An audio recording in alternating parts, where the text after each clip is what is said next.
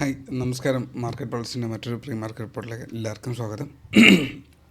ഈ ആഴ്ചയുടെ ഡേറ്റാസ് നോക്കുകയാണെങ്കിൽ ഏറ്റവും ആദ്യം പറയാനുള്ളത് മാർക്കറ്റിനെ കൺട്രോൾ ചെയ്യുന്ന ട്രംപ് തന്നെയാണ്. പുള്ളിക്കാരൻ്റെ ഓരോ പ്രസ്താവനകളും മാർക്കറ്റിനെ ശക്തമായിട്ട് സ്വാധീനിക്കുന്നുണ്ട്.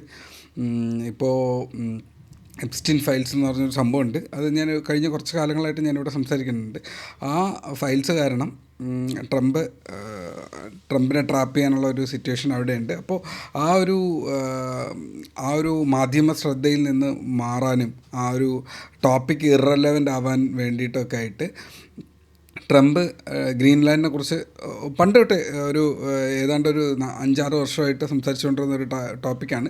ഇന്ന് അതിനെ സീരിയസ് ആയിട്ട് എടുക്കുകയും മാധ്യമത്തിൻ്റെയും ആൾക്കാരുടെയും രാഷ്ട്രങ്ങളുടെയും ശ്രദ്ധ തിരിച്ച് ഗ്രീൻലാൻഡിലേക്ക് കൊണ്ടുവരികയും ചെയ്യുകയാണ്. അപ്പോൾ ഒരു ടോപ്പിക്കിനെ ഹൈഡ് ചെയ്യാൻ വേണ്ടിയിട്ട് മറ്റൊരു ടോപ്പിക്ക് പുറത്തെടുക്കുകയാണ്. അപ്പോൾ ആ ഒരു സിറ്റുവേഷൻ കാരണം നമ്മുടെ ഗ്ലോബൽ ടെൻഷൻ ക്രിയേറ്റ് ചെയ്യുകയാണ്. നമ്മുടെ മാർക്കറ്റിനുള്ളിൽ ഒരു അരക്ഷിതാവസ്ഥ ഇല്ലെങ്കിൽ ലോകക്രമത്തിൽ തന്നെ ഒരു അരക്ഷിതാവസ്ഥ നിൽക്കുന്നത് അത്ര നല്ലൊരു പരിപാടിയല്ല.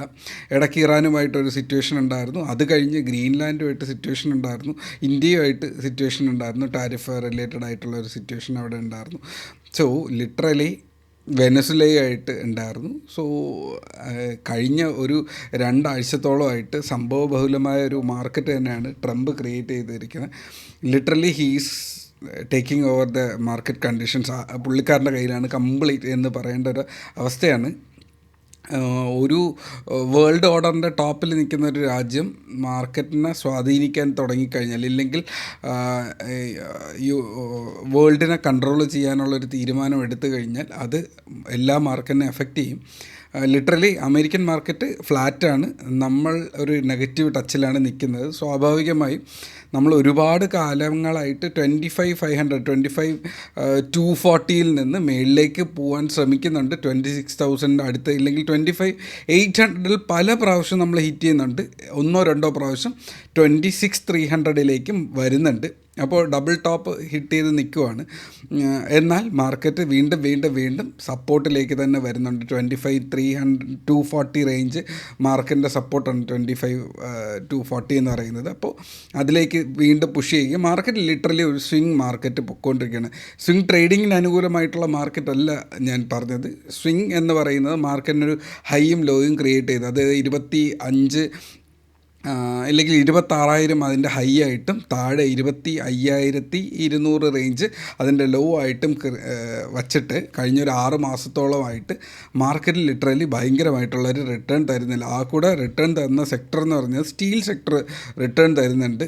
ബാക്കി ഒരു സെക്ടറിലും അത്ര കാര്യമായിട്ടുള്ളൊരു സിറ്റുവേഷൻ ഇല്ല. ഇപ്പോൾ റെയിൽവേ സെക്ടറിലും ബാക്കി 1-2 സെക്ടേഴ്സിൽ ഇങ്ങനെ ചെറുതായിട്ട് തുടങ്ങുന്നുണ്ട്. അത് ബഡ്ജറ്റ് ബേസ്ഡ് ആണ്. പക്ഷേ അതിനെയും ട്രംപിനെ തകർക്കാൻ പറ്റും എന്നുള്ളൊരു സിറ്റുവേഷനിലാണ് നിൽക്കുന്നത്. ഓക്കെ, അപ്പോൾ നമുക്ക് നമ്മുടെ മാർക്കറ്റിൻ്റെ ഇന്നത്തെ അവസ്ഥ നോക്കിക്കഴിഞ്ഞാൽ, ഈ ട്രേഡിംഗ് അനാലിസിസിലേക്ക് കയറി കഴിഞ്ഞാൽ നിഫ്റ്റി ആദ്യം നമുക്ക് നോക്കാം. നിഫ്റ്റി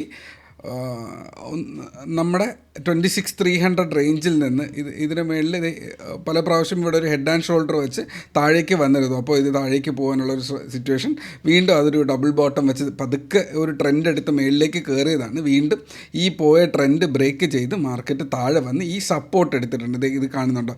25,500 റേഞ്ചിലുള്ള ഈ ഒരു സപ്പോർട്ട് തിരിച്ചു വന്ന് എടുത്തിട്ടുണ്ട്. സ്റ്റിൽ നിൽക്കുന്നത് ഇതിൻ്റെ ലോവർ ഹാഫിലാണ്. ഈ കയറിപ്പോകുന്നതിൻ്റെ ലോവർ ഹാഫിലാണ് നിൽക്കുന്നത്.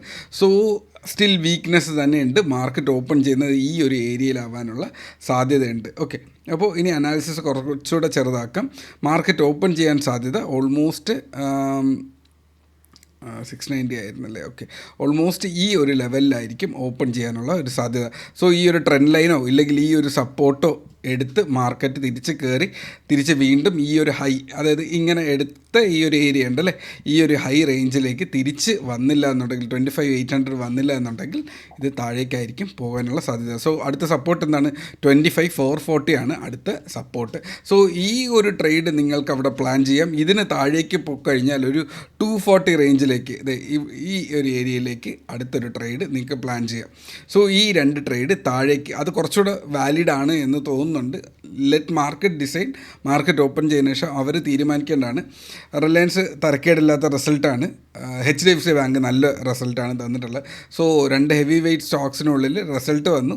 അപ്പോൾ HDFC ബാങ്ക് ഇന്ന് മാർക്കറ്റിനെ ടേക്ക് ഓവർ ചെയ്യുകയാണ്, ബാങ്ക് നിഫ്റ്റി ടേക്ക് ഓവർ ചെയ്യുകയാണ്. IT സെക്ടർ കൂടെ സപ്പോർട്ട് ചെയ്യുന്നുണ്ടെങ്കിൽ മാർക്കറ്റിൻ്റെ ഡയറക്ഷൻ മുകളിലേക്ക് ആകാനുള്ള സാധ്യതയുണ്ട്. സോ അവിടെ 660, 720, 800 എന്നിങ്ങനെ 3 ടാർഗറ്റ് റേഞ്ച് ഉണ്ട് എന്നുണ്ടെങ്കിൽ താഴേക്ക് 520, 500 റേഞ്ച്, പിന്നീട് ഒരു 420, 400 റേഞ്ചിൽ ഒരു ലെവലുണ്ട്, പിന്നെ 240, 3 ലെവൽസ് അവിടെ കിടപ്പുണ്ട്.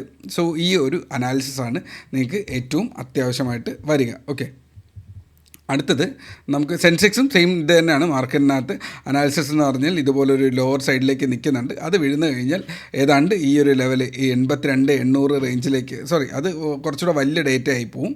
നമുക്ക് ഓക്കെ മുകളിലേക്കുള്ള ലെവൽസ് എന്ന് പറയുന്നത് ഈ ഒരു 83, 600 റേഞ്ച് ഒരു റെസിസ്റ്റൻസ് നിപ്പുണ്ട്. അതിനുശേഷം നമുക്ക് 83, 800, 84,000 3 ടാർഗറ്റ് റേഞ്ച് മേളിലേക്കുള്ള ഒരു സിറ്റുവേഷൻ. HDFC ബാങ്ക് സപ്പോർട്ട് ചെയ്യണം എന്നുള്ളതാണ് അവിടെ പറഞ്ഞത്. താഴേക്ക് വന്നു കഴിഞ്ഞാൽ 480 താഴെ ഒരു താഴേക്കുള്ളൊരു ഫോളുണ്ട്. 400, 380 റേഞ്ച് അടുത്ത ലെവൽസ് ഉണ്ട്. ഓക്കെ, ജസ്റ്റ് വരച്ചു പോവാം. താഴേക്ക് വന്നു കഴിഞ്ഞാൽ ഓൾമോസ്റ്റ് 240 അടുത്ത ലെവൽസും ഉണ്ട്. സോ ഈ 2 ലെവൽസ് അവിടെ നിങ്ങൾക്ക് വാച്ച് ചെയ്യാം. ഇല്ല, ഏറ്റവും ലാസ്റ്റിലുള്ള ലെവൽ എന്ന് പറയുന്നത് 83,100 താഴെ ഒരു ലെവലുണ്ട്. സോ ഈ ലെവൽസ്, ഈ 3 ലെവൽസ് താഴേക്ക് നിങ്ങൾക്ക് വാച്ച് ചെയ്യാം എന്നുള്ളത്. സോ അടുത്ത് ക്രൂഡ് ഓയിലിൻ്റെ അനാലിസിസിലേക്ക് വന്നു കഴിഞ്ഞാൽ ക്രൂഡ് ഓയിൽ അത്യാവശ്യം സൈഡ് വേസ് നിൽക്കുകയാണ്. ഇതൊരു റെസിസ്റ്റൻസ് ഏരിയ ആണ്. ഓക്കെ, ഈ ഒരു റെസിസ്റ്റൻസ് ഏരിയയിൽ നിന്ന് ഇനി മേളിലേക്ക് കയറി കഴിഞ്ഞാൽ 54, 88ലേക്ക്, ഈ ഒരു 88ലേക്ക് ഇവിടെ ഒരു 44 ഇമ്പോർട്ടൻ്റ് ആയിട്ടുള്ളൊരു ലെവലുണ്ട്. അത് വാച്ച് ചെയ്യുക.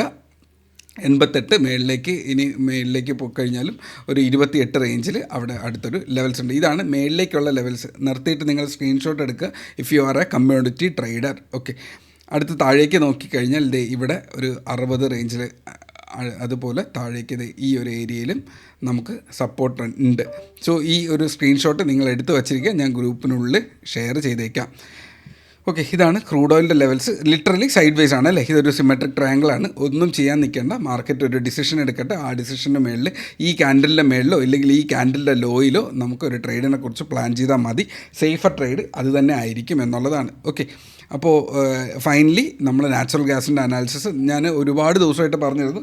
344 അടുത്തേക്ക് നമ്മൾ വരുമ്പോൾ തന്നെ ഞാൻ ആദ്യമേ പറഞ്ഞിരുന്നു നമ്മൾ 344 ബ്രേക്ക് ചെയ്യാൻ പോവുകയാണ്.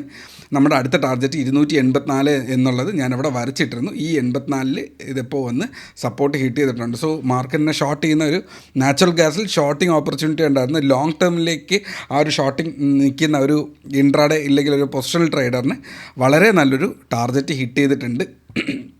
ഇൻട്രാഡേ ചെയ്ത വ്യക്തിക്കും കൃത്യമായിട്ടുള്ളൊരു ട്രെൻഡ് കിട്ടിയിട്ടുണ്ട്. ഇപ്പോൾ സപ്പോർട്ടിലാണ്, വെയിറ്റ് ചെയ്യുക. ഈ സപ്പോർട്ടിൽ താഴേക്ക് പോകാനുള്ളൊരു സാധ്യതയാണ് സ്റ്റില്ല് കാണിക്കുന്നത്. 264, 252 അടുത്ത ഒരു ലെവലിൽ കിടപ്പുണ്ട്. 200ലേക്ക് പോയിട്ടുണ്ട് പണ്ട് കാലത്ത് നാച്ചുറൽ ഗ്യാസ് പോയിട്ടുണ്ട്. സോ അതിന് സാധ്യത ഇല്ലാതില്ല. അടുത്ത കാലങ്ങളിൽ ഇനി പോകാൻ സാധ്യതയുള്ള ലെവൽസ് 272, 264, 256 റേഞ്ചിലാണ് അടുത്ത ടാർഗറ്റ് റേഞ്ചസ്. മേളിലേക്ക് അവിടെ ഉണ്ട്. 284 മേളിൽ കയറിയാൽ 292, 308 അവിടുത്തെ അടുത്ത ലെവൽസ്. സോ ഇത്രയേ ഉള്ളൂ മാർക്കറ്റ് അനാലിസിസ് ഇല്ലെങ്കിൽ intraday trading analysis. Stocks to watch എന്ന് പറയുന്നത് HDFC ബാങ്ക് ഉണ്ട്, ബാങ്കിങ് സെക്ടർ ഫെഡറൽ ബാങ്ക് ഉണ്ട്, അതുപോലെ നമ്മുടെ ഹിന്ദുസ്ഥാൻ എയറോനോട്ടിക് ലിമിറ്റഡ് നോക്കി വയ്ക്കുക എന്നുള്ളതാണ്. കൊച്ചിൻ ഷിപ്പ്യാർഡ് അധികം അനങ്ങുന്നില്ല, നോക്കാം. BEL എന്നുള്ളൊരു സ്റ്റോക്ക്, BHEL എന്ന സ്റ്റോക്സ് വാച്ച് ലിസ്റ്റിൽ കീപ്പ് ചെയ്യേണ്ടതാണ്. റെയിൽവേ സെക്ടറിലെ സ്റ്റോക്സിൽ മൂവ്മെൻറ്റ് വരുവാണെങ്കിൽ JWL നല്ല മൂവ്മെൻറ്റ് തന്നിട്ടുണ്ടായിരുന്നു. ഒരുപാട് ദിവസമായിട്ട് നമ്മുടെ ഗ്രൂപ്പിനകത്ത് പറഞ്ഞാണ്. പേഴ്സണലി എൻ്റെ കയ്യിൽ പൊസിഷൻ ഇല്ല, പക്ഷേ ഷെയർ ചെയ്തിരുന്നു. JWLും ടിറ്റിഗാർഹ് എന്ന് പറഞ്ഞ് 2 സ്റ്റോക്സ് ഷെയർ ചെയ്തിട്ടുണ്ടായിരുന്നു. ടിറ്റിഗാർഹിലും JWLിലും ഇനിയും എൻട്രീസ് ഉണ്ട്, പക്ഷേ കുറച്ച് ഹൈയിൽ പോയിട്ടുണ്ട്. സോ അത്രയേ ഉള്ളൂ ഇന്നത്തെ അനാലിസിസ്. അപ്പോൾ ട്രേഡ് സേഫ്, ടേക്ക് കെയർ. നല്ലൊരു വീക്കെൻഡ് നിങ്ങൾക്ക് കിട്ടട്ടെ. ഇപ്പോൾ ബെയറിഷ് ഒരു മൊമെൻറ്റത്തിലാണ് നിൽക്കുന്നത്, ശ്രദ്ധിച്ച് അതിൻ്റെ കൂടെ പോകാൻ ശ്രമിക്കുക. ആയിട്ടില്ല, മാർക്കറ്റ് ഓപ്പൺ ചെയ്ത് ആദ്യത്തെ 15 മിനിറ്റിന് ശേഷം അതിനൊരു സിറ്റുവേഷൻ ക്രിയേറ്റ് ചെയ്യുകയാണെങ്കിൽ, ഞാനൊരു ഐഡിയ ഷെയർ ചെയ്യുന്നതാണ്, ഒരിക്കലും ഞാനൊരു ട്രേഡ് റെക്കമെൻഡേഷൻ ചെയ്യുന്നതല്ല. മാർക്കറ്റിന് ആ ഒരു ട്രെൻഡ് കിട്ടുവാണെങ്കിൽ നിങ്ങൾക്ക് അങ്ങനെ ഒരു പ്ലാൻ എടുക്കാവുന്നതാണ്. അപ്പോൾ trade safe, take care, by.